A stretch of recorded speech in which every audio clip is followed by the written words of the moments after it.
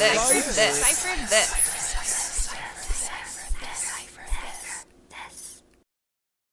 Hello, and welcome to Decipher This, a podcast about music and technology from Ensemble Decipher. Before we have our upcoming interviews with some of our collaborators, we wanted to start off by introducing the ensemble. My name is Joey Bohigian. I'm Rob Cosgrove. I'm Eric Lemmon. I'm Chelsea Loew. I'm Taylor Long. This is Niloufar, Nourbakhsh. To start off, since this is our first episode, Nilu, could you tell us about your idea of starting this group and maybe how we've sort of evolved a little bit in the past year? Hi, Joey. Yes, I can. So, it all started a while back in 2017 where I went to Splice Institute. And, it was, for the first time I was given the opportunity to participate in a laptop ensemble. I'd always heard about it, but I had no idea what it is. I was very curious about it, and Paula Mathewson was doing the ensemble for the first time at Splice, and so I got the opportunity to participate, and it was really cool because being in a composition program, I hadn't been able to perform that much as I wanted to. So when I got back to Stony Brook, I thought it could be something that we also have at SBU, and we can perform together, like mostly the composers that don't really perform together, and have another opportunity to hang out with my colleagues. And so, as you remember, you and Chelsea Loew were like the first to, we're actually in the original group of people who were in the laptop ensemble who remained throughout all these years. And, well, what else should I say? That's it. I mean, everyone who participated made it happen. And so maybe Chelsea, could you talk a little bit about like starting in the group? At least for me, and I think for you as well, we didn't have very much experience with electronic music. So what was that like, just diving in and performing all this music?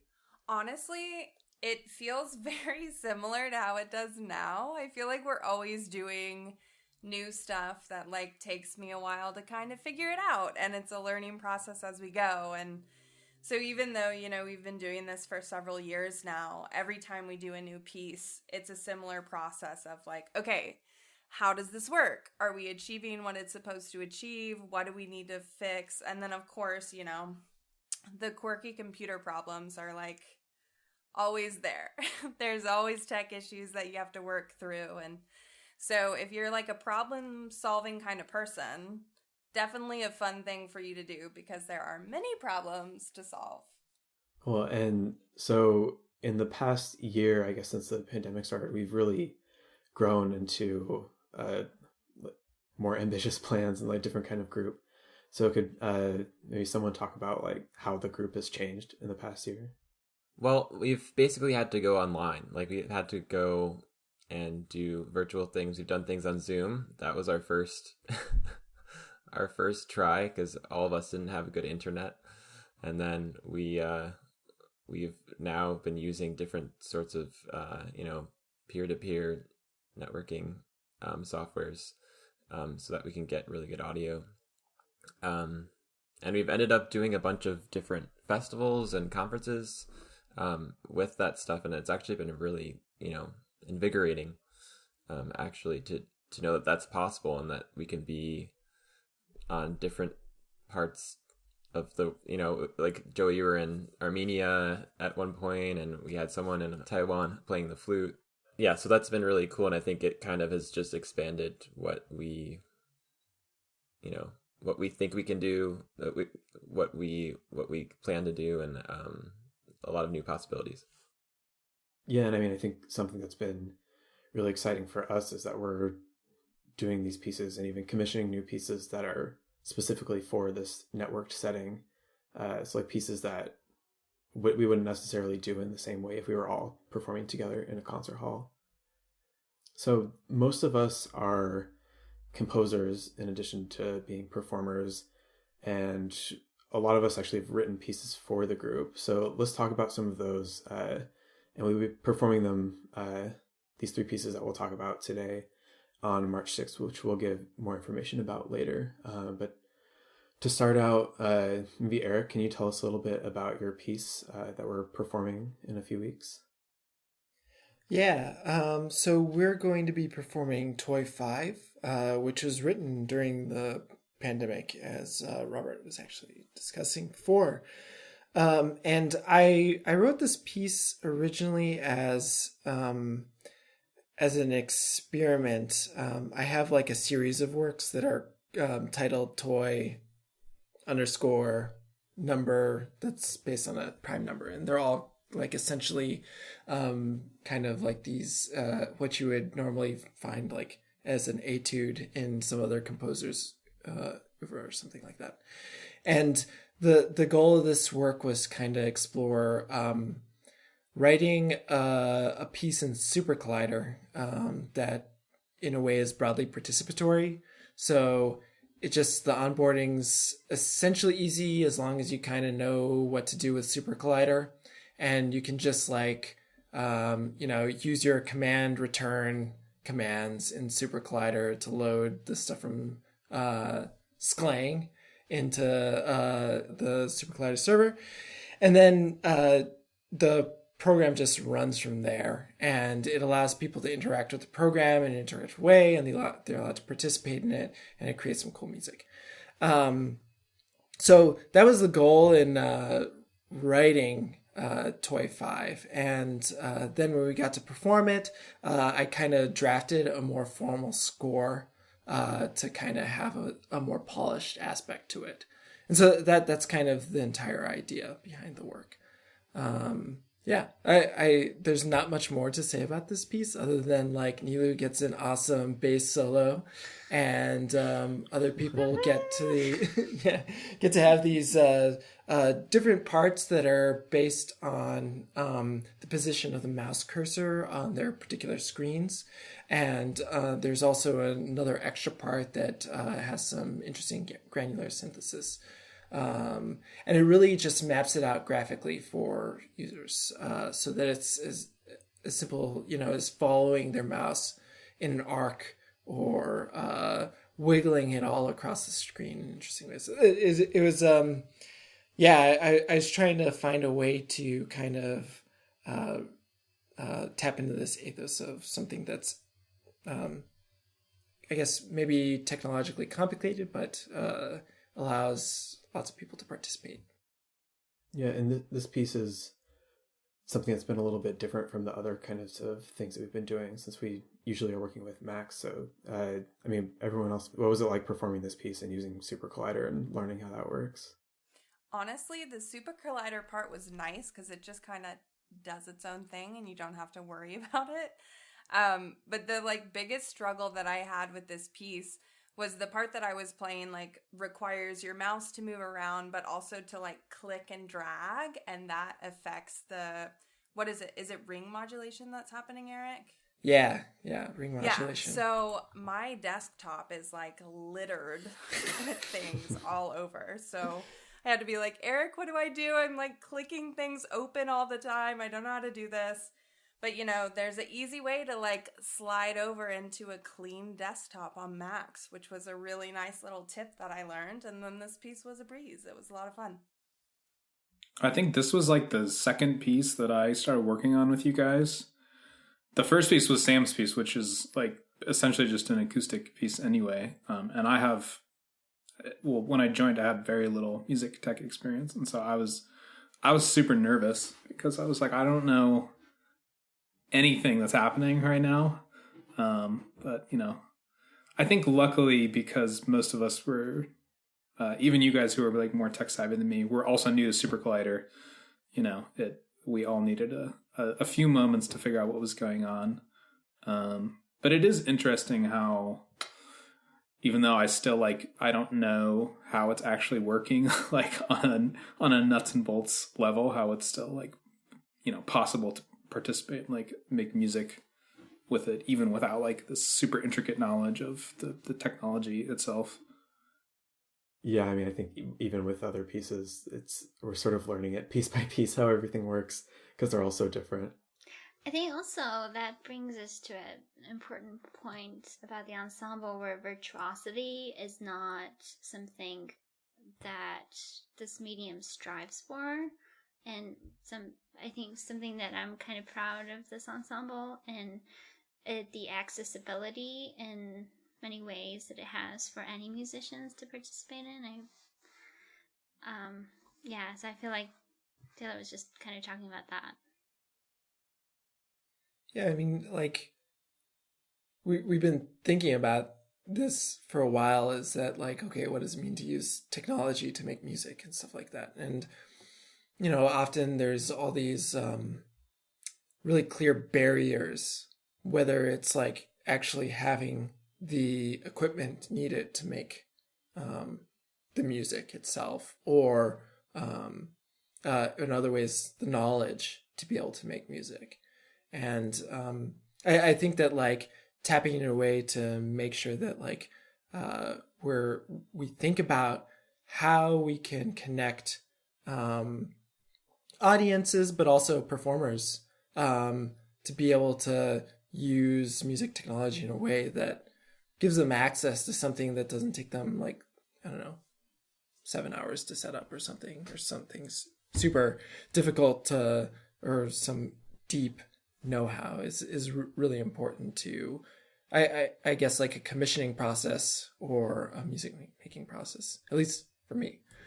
I think it's also good to mention that Super Collider is open source and completely free, and you can kind of, you know, learn at your own pace, sort of thing. So that's a nice thing about that as compared to Max too, you know, as far as accessibility is concerned. Let's have a listen now to Toy 5 by Eric Lemmon, and we'll be right back.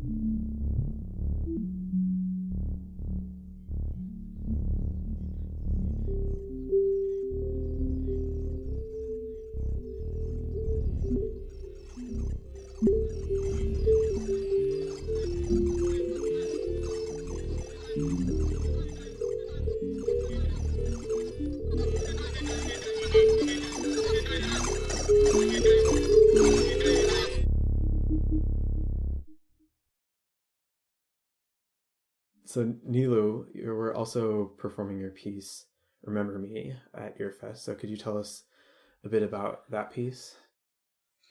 Yeah, so I also wrote it for us during the pandemic. So it's a network piece, and it's inspired by the poetry of Nourbakhsh, titled Africa's Lament. And this poetry, like, really spoke to me immediately the first time I heard it. And I heard it in another network theater piece that my friend did, Shadi Qahari, and I thought that it would be very appropriate for our time right now, because we're going through this pandemic, and at various points in the poetry, it constantly repeats "Remember me" over and over and over and over again. But remember me, remember me, remember me, and this all these efforts from the mother or the motherland to reconnect. And it felt appropriate for our time. This wasn't the first time I'm working with memory and the importance of memory. So it's like another manifestation of how much I value memory. And going through a pandemic, our lives are completely different, and everything is mediated through online screens. And so the piece is kind of a vocoder journey, that our voices are all vocoded sounds going through the poetry and excerpts of the poetry, and to the very end where we kind of return to our original voices and find ourselves in a way to remember what was before.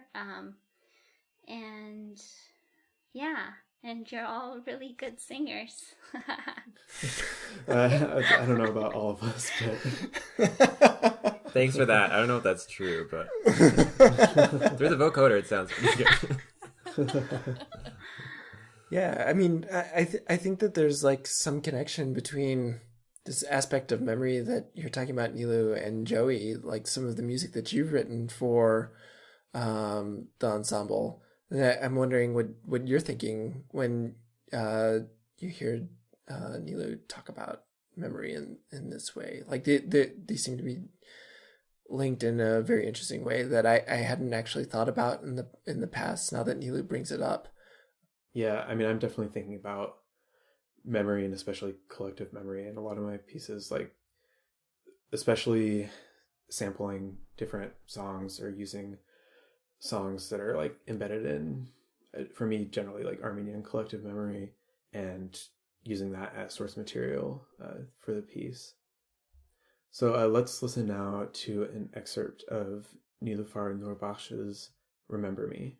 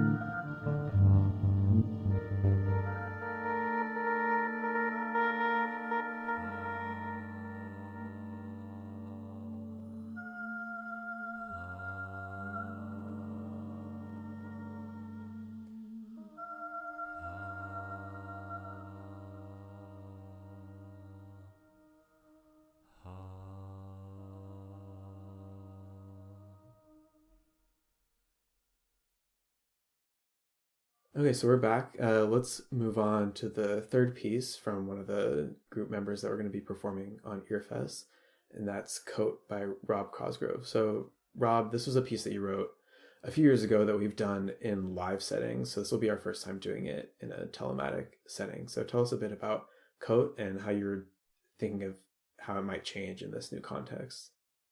Coat kind of was my first...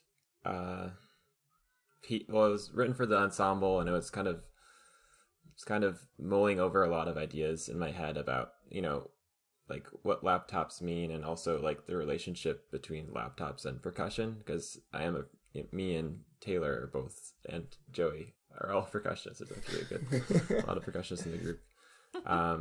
But with that training comes sort of like an object oriented like sound making sort of practice, and also like focus on like materiality of what we're using. So really, when I started writing the piece, I was thinking, okay, well, this is an object that has a surface and has light emitting capability. So what can I do with that?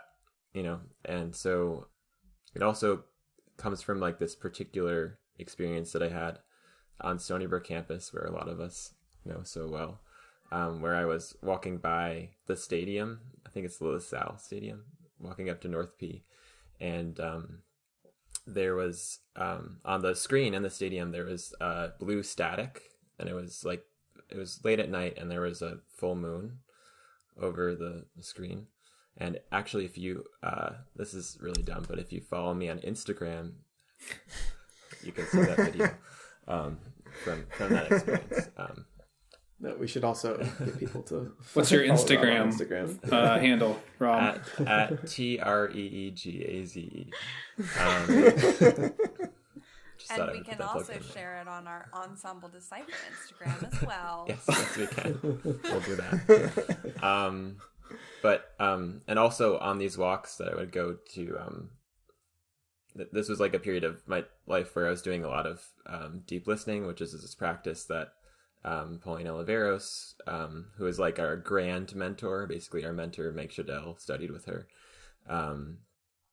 and was kind of getting used to these ways of listening that were, spatial and also like environmentally mindful and all of these things. So all those things came together to this piece, which we've had some really great performances live, and I really enjoyed it live. But I also always had in my mind that image of the screen, the static on the screen. And the way that we had done it live is we actually had it on our computer screens, and it would kind of like radiate, the light would radiate. There's a sort of a noise patch that on our laptop screens that radiates onto our face. In this telematic version, we're actually going to become the screen. We are going to be that stadium screen. And I think that's actually a little bit more true to the piece and the initial idea than we had done it in a live context. So I'm excited about that. Yeah, I'll say, Rob, this piece is definitely one of the most fun pieces to play of the pieces we've done. Being able to mess around with the guitar strings and scratching them and throwing them on the floor. It's a very like playful piece that's enjoyable to perform. Yeah, so just for people that are listening, another part of the piece is that there's this, a major part of the piece is having these guitar strings, and we're basically using the computer as a like contact mic, the computer mic as a contact mic for the guitar string, and you get these crazy sounds that we can play around with and be totally kind of improvise around things. So yeah, it is really fun, and it was so nice to bring that to you guys and be like nervous about like how it would go, and everyone really had a lot of fun with it, so that was really enjoyable.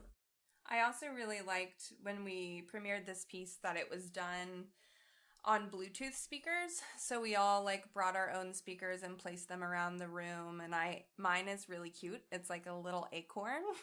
So I remember hanging it in the room. But it was cool because you get this like spatial aspect as well. So I'll be interested to see, how that changes when we do it in this setting as opposed to in person when we can place the speakers around. Do you have any ideas for that, Rob? Well, one thing that I was thinking about is actually in one of the programs that we use, Sonobus, it has a panning sort of situation, and so I think that's something that we haven't used in previous performances, and it would be nice to have that for this one. But also, we'll see. Run it through Reaper. Get some ambisonics going on. That would be cool. Ambisonics in a live stream setting. Let's send that spherical data out to all our users. Yeah, I wish we could have like a 6-channel output situation where we could like recreate the space in our homes, even though it's telematic. I think about that a lot. Yeah, that'd be really cool. Yeah, well, it might be something like, we're going to look into it, but I think it might be something that maybe for the performance, we're not necessarily able to realize that, but maybe we have a really good recording that comes out of it that we can kind of have go along with it. Yeah. I mean, we can also always like position people in a stereo field, right? Yeah, well, that's with Sonobus, I think that's what we could do easily. Great, so let's listen now to an excerpt of Rob Cosgrove's Coat.